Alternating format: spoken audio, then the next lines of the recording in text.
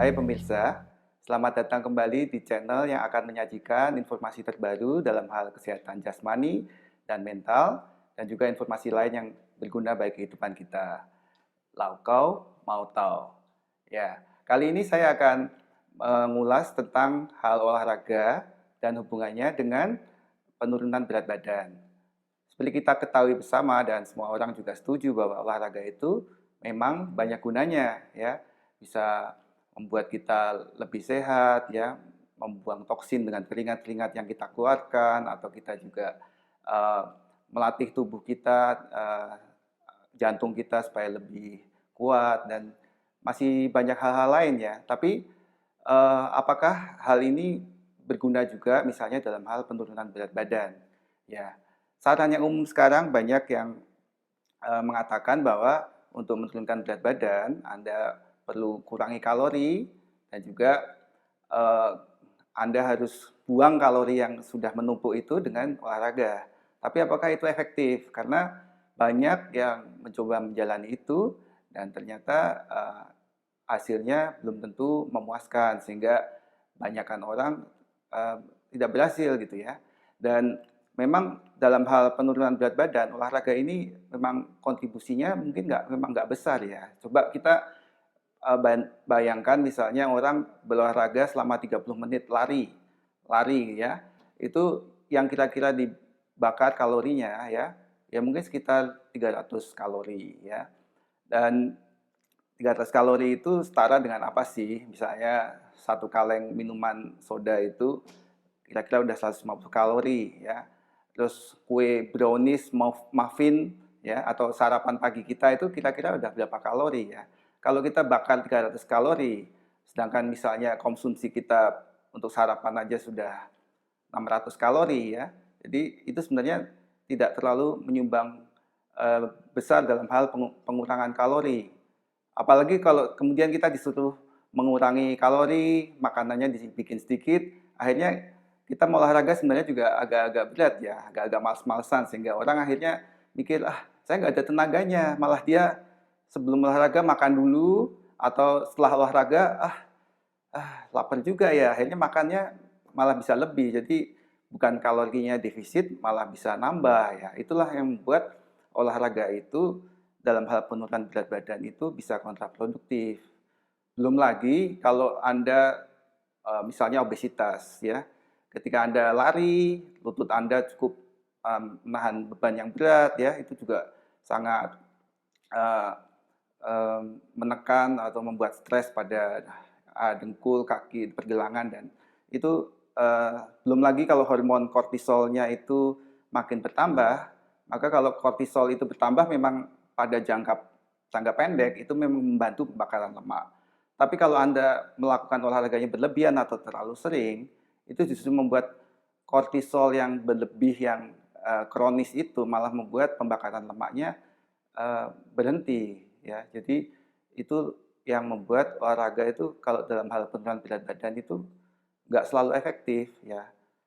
Atau ya kalau pengalaman saya sendiri ya, memang saya juga orangnya nggak terlalu energi besar untuk olahraga. Itu pun juga memang ketika saya berusaha menurunkan berat badan walau sedikit pada waktu yang lalu juga, aduh rasanya berat sekali. Kayaknya ogah-ogahan saya terpaksa waktu itu harus pakai suplemen atau stimulan yang membuat saya lebih lebih semangat untuk olahraga. Kalau nggak ada itu, banyak kan orang harus ya itu minum minum apa yang membuat kita punya tenaga yang ya glukosanya yang tinggi. Ya, akhirnya ya apa yang kita mau defisit kalori malah nggak terjadi.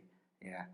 Selain itu, ya atlet-atlet juga banyak yang mereka itu melakukan carb loading ya. Jadi untuk mereka bisa uh, lari jarak jauh atau performance dari olahraganya itu tinggi, maka mereka biasa memang persiapan dengan makan karbo yang banyak atau minum minuman yang banyak glukosa supaya performance mereka naik ya. Tapi itu juga lama-lama ya, apalagi setelah atlet yang profesional bertahun-tahun, ketika mereka muda mungkin itu oke, tapi mereka harus membayarnya nanti ketika sudah mulai usia nambah ya. Makanya atlet itu dibilang mereka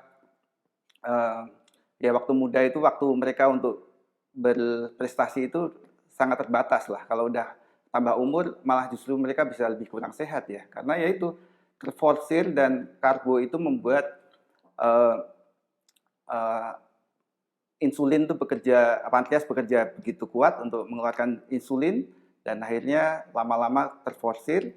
Makanya banyak atlet juga yang seperti contohnya Profesor Tim Noakes ya yang di Afrika Selatan, dia pakar kesehatan, akhirnya dia seorang pelari maraton yang cukup inilah, yang benar-benar benar-benar sungguh-sungguh untuk itu mengejar prestasi. Dia yang ngarang buku tentang carb loading juga ya. Tapi akhirnya ya malah dia kena diabetes gitu ya.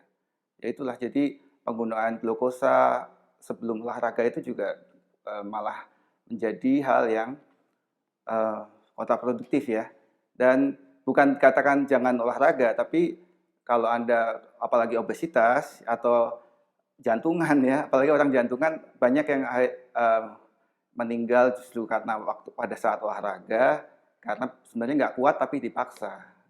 Jadi berhati-hatilah apalagi ketika Anda dalam kondisi yang kegemukan ya, supaya olahraganya yang ringan aja ya, atau sebenarnya jalan santai itu cukup bagus, meskipun mungkin bakar kalorinya ya kalau Anda jalan 30 menit mungkin bakar kalorinya sekitar 150 ya sudah bagus. Anda jalan setiap hari setengah jam pagi, setengah jam sore itu juga cukup baik ya. Tapi yang terutama harus dirubah adalah pola makan ya. Jadi pola makan, apa yang Anda tidak masukkan ke mulut itu lebih penting daripada apa yang Anda bakar melalui olahraga, karena lebih mudah untuk mencegah kalori itu masuk daripada Anda membakarnya. Anda membakar butuh 30 menit, 60 menit, sedangkan mungkin udahlah saya nggak makan kue ini, pokoknya saya nggak jadi lari 30 menit tadi ini. Nah itu kan sebenarnya lebih lebih bisa efektif buat kebanyakan orang ya. Nah, jadi makanya saya tekankan untuk pola makan ini dalam channel ini, dan untuk hal selanjutnya mengenai pola makan, keto dan atau jenis yang lain, low carb dan sebagainya, ikuti terus di channel ini. Ya, sekian dulu, saya Santoso. Salam Sentosa senantiasa. Sampai jumpa.